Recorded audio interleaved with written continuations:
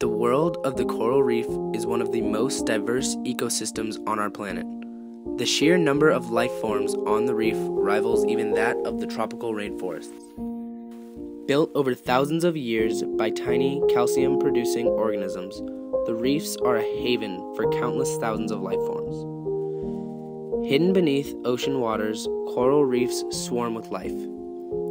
Fish, corals, lobsters, clams, seahorses, sponges, and sea turtles are only a few of the thousands of creatures that rely on reefs for their survival. It is a world of bright colors and ever-changing patterns. Only on the coral reef can one find living examples from nearly every group of organisms, representing 1 billion years of evolution. Some of the oldest reefs today began growing over 25 million years ago. Coral reefs are also a living museum and reflects thousands of years of history. Many U.S. coral reefs were alive and thriving centuries before European colonization at the nearby shores. Some reefs are even older than our redwood forests. They are an important part of many cultures and our national heritage. Today, these important habitats are threatened by a range of human activities. Many of the world's reefs have already been destroyed or severely damaged by water pollution, overfishing, destructive fishing practices, disease, global climate change, and ship groundings.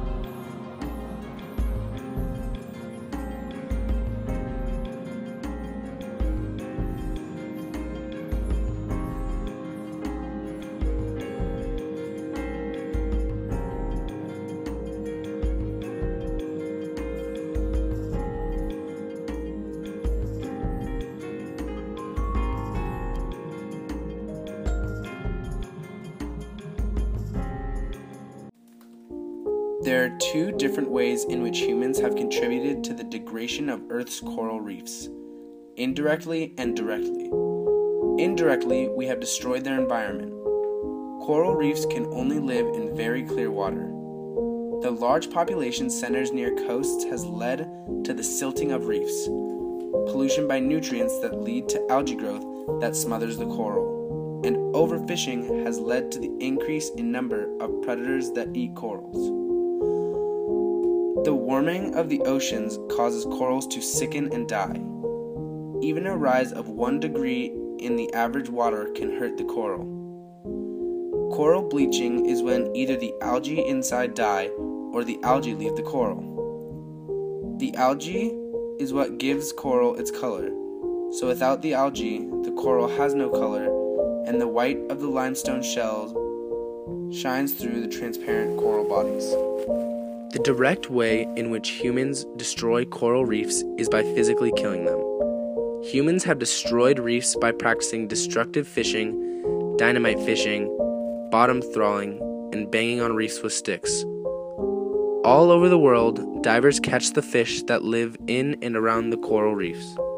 Often, they blow up coral reefs with explosives and then catch all the stunned fish swimming around. This completely destroys the reefs, killing the polyps that make it, as well as many of the plants and animals that call it home. The creatures that do survive are left homeless. 10% of the world's coral reefs have been completely destroyed, and 30% may die within 10 to 20 years. Some tourist resorts have been built directly on top of reefs, and some resorts empty their sewage or other wastes into water surrounding coral reefs. People also take part in coral mining, when live coral is removed from reefs for use as bricks, road fill, or cement for new buildings. Corals are also sold as souvenirs to tourists and exporters who don't know or don't care about the damage done to the reefs.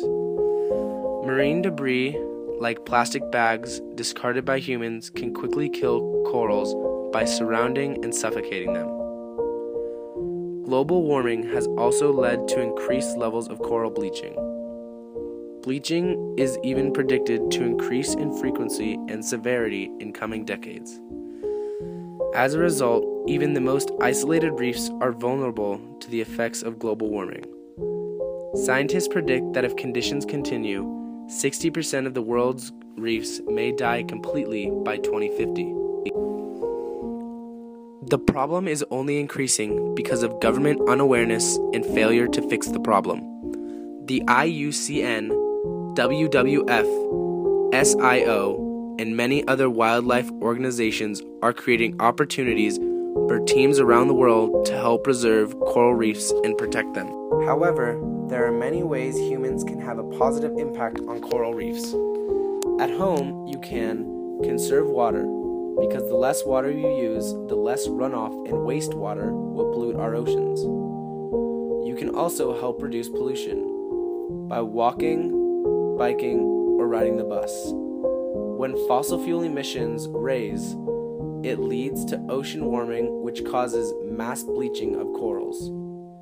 Dispose of your trash properly. Do not leave any litter in the water or on the beach.